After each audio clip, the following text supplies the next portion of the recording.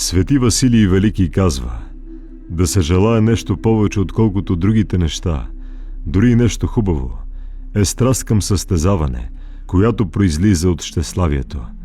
Нека такъв се подчини на апостола, който увещава и казва: ядете ли, пиете ли или нещо друго вършите, всичко за слава Божия вършете. Из първо послание на свети апостол Павел до Коринтяни, глава 10. Първо трябва сам себе си да избавиш от недостатъците си и чак след това да откриваш недостатъците на другите. Свети Йоан Златоуст казва: църквата е болница, а не съд за душите. Тя не осъжда заради греховете, а дарява опрощение на греховете. Нищо не е толкова радостно в нашия живот, колкото благодарението, което изпитваме в църквата. В църквата радостните поддържат радостта си. В църквата обезпокоените придобиват веселие, а натъжените радост.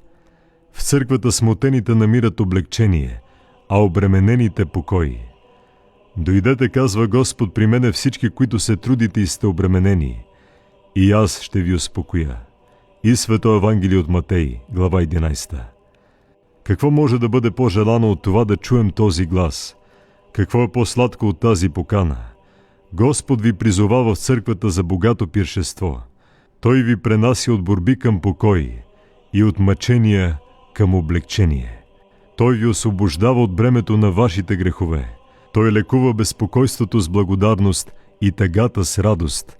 Никой не е истински свободен или радостен, освен онзи, който живее за Христос. Такъв човек побеждава всяко зло и не се страхува от нищо. И слова на свети Григорий Богослов: сине мой, преди всичко живей със страх пред Бога и любов към Бога, защото за всеки разумен и добър човек Бог е начало и край на всеки живот. На второ място, оформи характера си така, че да бъде той кротък, смирен, въздържан, твърд, приятен, независим, правдив, мъжествен, мъдър, тактичен, трудолюбив, постоянен и целомъдрен. Ето украшение за млади и за стари, да се обогатят не с имоти, а с добри нрави.